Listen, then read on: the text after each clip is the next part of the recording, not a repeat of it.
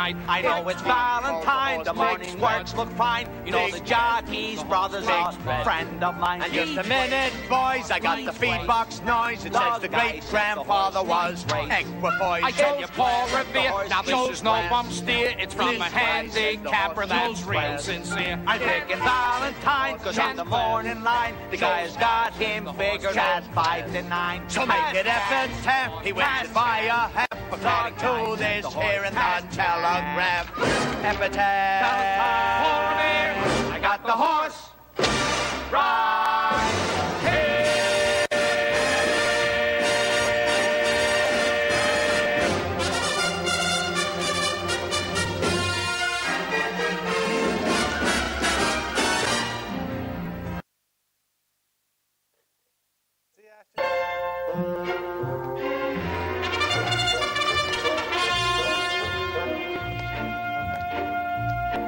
I got the horse right here. The name is... Hello everyone and welcome to another edition of Handicappers Corner here at the Derby Bar and Grill. I'm your co-host Mike Heads along with Drew Forster. We're going to go through the Sunday, June 24th races at Hastings. We have 8 live races and hopefully we can find some little jewels for everyone. And hopefully get you some money to make you through the week so you can come out and blow your brains out on Canada Day long weekend the next weekend. Keep your wallets full. That's right. Should we jump right into it? Let's Start go. right off First it. First race, claiming 12-5, 3-year-olds and up, wide open. This race ran 2 weeks ago on a muddy track, matchable wired. I'm going with him again to do the same thing, which will probably be a sloppy track. Our local weathermen seem to think it's going to rain, so I'm going back to matchable. 3-horse. Second spot, I have kind of a now horse that's moving up, but 2 great races in a row. Super Steve out of the red hot Frank Barrowby barn. Him and Jeff Birmingham been doing very well together. Have him in second spot, and in third spot I have a horse that ran a really good race, ran second to matchable last time, full power ahead. Yeah, I kind of see the same 3 horses. I left Arkhill out as you did, but it wouldn't surprise me to see Arkhill do well. But I've gone to the 1-horse Super Steve. I think he might be the speed of the race. I put the 5 full power ahead in for second, just in case the 1 and 3 really go at it. Then I think full power ahead could be make his presence felt in the stretch, and I put the 3 matchable in for third. But, not a race I fell in love with. It's kind of a tough race to start off. Trying to make big money. It's definitely a multi-leg type of race where you want to hook a horse up, maybe in the doubles or pick 3s or pick 4s. But I went 1, 5, and 3 to kick it off. On to the second race, we have some 17-5 fillies and mares here, conditional non-2, non-3 BC bred. Going long, it's a little different. I went to the 2 Queen's Vicar. Some of her races going long last year were quite good, and she returns to her winning level. She did win this race a month ago and stepped up to 35,000. Found Turlani and Tierra del Fuego too tough, which she should have found them too tough, and returns to her, in with her friends again, and I think she's going to be awfully tough. I like Queen's Vicar to defeat the 1 Cassia, who has 2 runner-up efforts, but still has to prove she can go along, and we'll have Victoria B pestering her as well, so things could get a little hot on the head end. And I put the 5, Who's Catch. I think this filly will take to a distance of ground. She wasn't disgraced in her first try versus winners, and give her a chance as well. I went 2, 1, and 5. I'm right with you pretty much. I agree. Queen's Vicar, like you say, she win this condition, jumped up, comes back. She's probably going to be a lot to handle in here. I do have her on top. Second spot, I have Cassia. Fits this condition like a glove. She'll be one of your favorites. I think she looks really good in here too. I don't think the distance will bother her either. And in the third spot, I put Victoria B. A horse is coming off a maiden 5 win, but did it very convincingly. And curious to note, Amadeo Perez chooses Victoria B over Cassia, which is a bit of a head scratcher there. But that tells me she's probably, they obviously think quite a bit of her. So I went 2, 1, and 3 in here. And on to the third race. Fillies and Mares maiden special weight, maiden optional 40 here at Hastings. And I went with the 6, second-time starter out of the Gary Sates barn, Catalia. Because of who she was running against, she got beat last time pretty soundly, but running into Tricky Mind, who came back and win again in a nice race, and looks really to be going the right way. So that pushes her up a notch. I really like Graffiti Grace. I have Graffiti Grace in the second spot. She hasn't run in a little while, though. It's been about a month since she ran, and what worried me is she got beat by Revster last time, and Revster's kind of come back and hasn't run good since. So that worried me. That's why I ended up putting her in second spot, even though she's been training really well. That 59.4 the other day looks really good in here. And in the third spot, I put Liberty Lake, a horse coming up from Seattle for Robbie Bays. As we mentioned, he's got a lot in this weekend. Got her in third spot. She's been knocking on the door in main special weights at Emerald Downs. That Smoking Gray that she got beat by two back was a pretty nice horse. So it's 6, 5, and 7 for me. Yeah, I didn't really fall in love with anyone in here. I'm going to try a bit of a price at 3-horse Remembering When, who tackled the boys in her debut, ran against high-end man Waylon Jack and Latoni. So that was a tough spot to debut, and she missed the start. Ran okay, but they went pretty fast. She's come back to work in 59.2 and then 47 and change. So I'm pretty sure she can run a bit, and this is at least she's in it against her own sex, and that's going to make it a lot easier for Remembering When. So I'm going to take a shot on her second time out. Put the 5 Graffiti Grace in for second. She had kind of a tough trip that day when running third behind Sunny Soloro and Revster. She's kind of wide out from the 8-hole. She was in a couple weeks back and scratched. Not too sure why, but she's come back to work a couple of times, so obviously everything's okay. Nice little move in 59.4 there 5 days ago. But she can run, gets Fernando Perez. Certainly won't hurt her chances. And I put Robbie Bays' runner, Liberty Lake, in for third. Must respect runner-up efforts in Seattle. Anyway, it made the special weight level. Got to put her in the mix in here. But I went to the odd numbers, 3, 5, and 7 in the third. On to the fourth race. Got some $3,000 claimers that have not won it a mile or over this year, going a mile and a 16th. I've gone to Sufi Dancer a few times this year. I'm going to try again, and I'm going to take Sufi Dancer. Didn't narrow loser to Great Prince last time. I thought it was a winning race, but just ran into a horse that showed his A game in Great Prince and ran a good time that day. So I like Sufi Dancer. Not a lot of speed in the race, so I think he can get a good trip in here, either on the lead or right close to it. But the 6 Smart Call finished right in behind him, and the 7 Dueling Pistol in for third. This is the one that might get away at a bit of a price just because he shows a 5th by 6, but he had a brutal trip. He was 4 wide throughout much of the race against those slow fractions. He lacked position. Give him another chance. Hopefully he doesn't get another wide-out trip, but if he gets a decent go, he's live enough to win in here to the 7-horse Dueling Pistol. But I did go to the 3 Sufi Dancer, 3, 6, and 7. I went with a bit of a flyer in here. I went with Stellar Blue, the Emerald Invader, because the conditions of this race are non-winners of the year this year at a mile, and because of the date on it. Don't count it. Yeah, exactly. He won this race in a mile. He's run twice. He's run the mile and eighth 2 times in his life. He's one of only 2 horses in this race who won going a mile and eighth. The other is Smart Call, who I have in third spot. So that, I thought, he's proven he can go the distance. I'll give him a shot. I put Stellar Blue on top. I have Sufi Dancer in second spot. And the other horses I just mentioned that's won at a mile and an eighth, Smart Call for third spot, who ran a huge race here last time. He looks to be going in the right direction. So it's 2, 3, and 6 Yeah, for good me. point, too. I stand corrected. I did say it was a mile and a 16th. This race is a mile and an eighth, so a little farther race for everyone to try and stretch out that speed. On to the 5th. $5,000 claimers. Fillies and mares here going 6.5 furlongs. I've gone to the 6 Diana's Legacy on the class drop. A little concerned about her form, but obviously not the same mare as yet that she was last fall. She was just streaking into the winner's circle. It seemed like every 2 weeks. And running big races. Won 5 times out of 10 starts. Needs to find her way. She's down here for 5,000. Maybe that'll get her rolling again. So I'm going to try Diana's Legacy to win it. I put the 9-horse, Golden Ratio, in for second. Kind of had a tough trip last time. I thought she would have been a lot closer to the eventual winner, Perfect Hostess, with a clean run. She kind of got stymied down on the inside on the final turn. Kind of hesitated and lost some momentum, and that definitely cost her any chance of winning if she even did have a chance. But still, it was just her first race since March, so I think she's going to move forward. Ryan Pacheco seems to have a lot of live mounts today, and I think he will get might be able to get the money with this one. And I put the 7-horse Our Dubai Girl, might be able to take advantage of a hot pace because it looks like there's going to be a ton of speed in here. You got the 1 in Snowbird Pass, the 3 Tamarinda, the 4 Joey's Jewel, the 5 Nicotiana, and include the Grand, the 8-horse. There's like 5 legitimate speed horses in the race. So I think the back runners will be able to capitalize if the race sets up the way I think it will. So I went 6, 9, and 7. I agree with you. I went with Diana's Legacy. I think the class drop is just too much to ignore. And as you say, with all the speed in here, I think she can sit right behind them, have first crack at him. She'll be pretty tough in here. Horse. Yeah, exactly. She's got the class. She's definitely the best horse in the race. And I did take 2 of what I think are the 2 best of the speed horses in here are Include the Grand and Tamarin in the 2nd and 3rd spot. Even if they hook up, I think they should have enough to keep ahead of the rest of them. I don't know if it'll be enough to keep ahead of Diana's Legacy, so that's why I put her on top.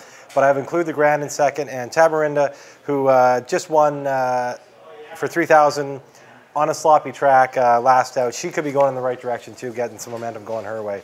So it's 6, 8, and 3 for me. And on to the 6th race. Nice little sprint for 3-year-old fillies for $17,500, and I have gone to the 2 Thimble. Bold Pretense dropped into this condition. It was a Greg Tracy runner. It was claimed out of this past race, but it came in here pretty highly touted, ran an optional 50, was favored that day, dropped in for 25, was much the best that day. Thimble was much the best of the rest, and I shouldn't say much the best, just beat Commandress by a nose, who came back and won an open 25. She shows up for 17.5. I think she's the horse to beat in here. The second spot, I have LA Superior Court, who didn't disgrace herself against older mares last time in a conditional race. She goes back in against 3-year-old fillies, gets reunited with Perez. I like LA Superior Court. And the third spot, I have another one coming off a win in the 12-5 3-year-old filly race. What a score. So it's 2, 3, and 4 for me. But it's a pretty contentious race. This should be a pretty good race. It's a tough race. Yeah. There's a bit of speed. The 3 and 4. If they knock heads, then obviously they're going to eliminate each other, and it really opens up the race to for somebody. I think the 2 Thimble can adapt to any scenario. I think she's the best filly in the race. I was pretty impressed with her runner-up effort to Bold Pretense, and she beat Commandress, and Commandress came back to win a 25-grand route race. So I like Thimble to win the money. I put the 7 Yang in for second. I don't think she's the second best horse in the race, but I think a lot of these horses may defeat each other, and she might be able to just creep along and pass some tiring horses in the stretch and get a big chunk of the purse. And I put the 3 LA Superior Court. I think she'll go the farthest of the speed horses. She gets. This is an easier 17.5 for my money anyway, running against straight 3-year-olds, as you mentioned, instead of running against older mares. Those were all tougher older mares last time. So I went 2, 7, and 3, but I like Thimble a lot in this one. On to the 7th race, 35,000 optional, going a mile and an 1/8. Older runners, good field of 8 here. One thing you notice, there isn't a lot of speed in here. A lot of these horses come from way out of it, and you notice that Spaghetti Mouse is being offered for $35,000, taking the class drop, and oh boy, he badly needs a win, and it's been a while. You got to go back to the 2010 season to get a win on Spaghetti Mouse, and but he's a cool horse, and maybe fan favorite for sure. And he's going to get the lead in here. Look, he tried to chase the pace sprinting last time, and he failed, but he will get to the head end, and he might just have a big smile on his face when he sees 24 for the opening quarter, and he's got a 2-length lead, and that could happen in here. So I got to go to Spaghetti Mouse, even though he hasn't run a grade A Spaghetti Mouse type race in some time. But I'm going to try him to win it. I put the 3 Majesticality in for second. I think he'll be laying close to the pace. He drifted back a little too far last time against slow fractions, and I think he'll actually 2 BC Derby winners, Spaghetti Mouse and Majesticality. I think that's your exactor. And I put the 1 Gandy in for third. Really woke up at long odds last time. Ran a big race. Marlowe gave this guy a perfect ride and snuck through on the inside, got all the breaks, and won the money in a good time. So he looks to be going the right way as well. But pace, got to favor Spaghetti Mouse. I went 5, 3, and 1. I went with the 1 Gamby because that was a monster race last time. He gets the rail again. He snuck through on the rail the whole time last race. He gets the rail again, and he wasn't a long ways out of it. Even if they are, if there isn't a lot of pace in here, he's learned to kind of lay a little bit closer than he was in his previous races. So I think he's going to be in a good striking position. The second spot, I have a horse that kind of disappointed last time. He was good odds, but I know that they're pretty high on, was Brass Plate. He had a great winner down in Phoenix. Coming up here, once around the track, maybe he starts to put things together. So I don't think he's out of it. I have him in second spot. And in third spot, I went with the old horse, Spaghetti Mouse. The sentimental pick in here. As you said, he might be the only speed. Just trying to look at who's going to get the lead. You look at all these horses, they come from way out of it. Yeah, well, this Modest. A new purchase, we mentioned there's one in on Friday night. The one one of the packages from... Yeah, the Darley package for Swift Thoroughbreds, Dino Condolinos. This horse has shown some speed in his life, so he might be up there with him. Maybe that's one to keep an eye on, too. But it's 1, 7, and 5 for me. All right, the 8th and final, maiden 10 granders. We got some Colts and Geldings in here going 6.5 furlongs. I've gone to the 7-horse Sri Lanka, dropping from maiden 20 in here for the 10. Showed good speed, 22 flat, 45 and 4, and then collapsed the last part of the race. But I don't think he's going to have to work anywhere near that hard. If you look at his works going into the race, they were 106, 106. Then you go 22, 45. Your tongue's going to be come up a little short. Your tongue's going to be hanging out at the finish line, and it was. But I think he's in a better spot here for 10. Not much speed in the race.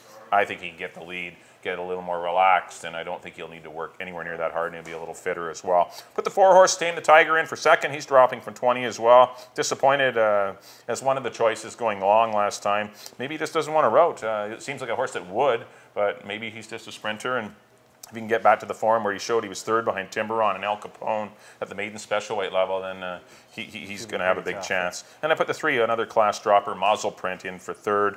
A horse that ran third to Willow Cat in our last call, 2 starts back, and had kind of a tough trip out wide last time. Tyler Walker retains the mount for Brian O'Connell. Maybe give this horse a shot as well. But not a race. I have a strong feeling for, but I did go to Sri Lanka to win it. Went 7, 4, and 3. You may want to go a little deep in your multi-race bets here. I went with the 3, the one you just mentioned, the Brian O'Connell, Tyler Walker horse, Muzzle Print. The 2 race back where he ran for maiden 20, that was won by Willow Cat, who is one of the better 3-year-olds, one of the hot 3-year-olds on the track right now. So because of that, he's been running against tougher horses. So the drop down to 10, I think, makes him very tough in here. I have Muzzle Print on top. In the second spot, I should say, I have Stone Ridge Rocket, a horse that has been running pretty decent. I really liked him last time. He's going long. He might be a little bit better going long. I think he even could have won that day, but the saddle slipped. Yeah, and the race, so the attack was way back. So that last race at 6x26, you could just totally toss that out because he just had to pull him up.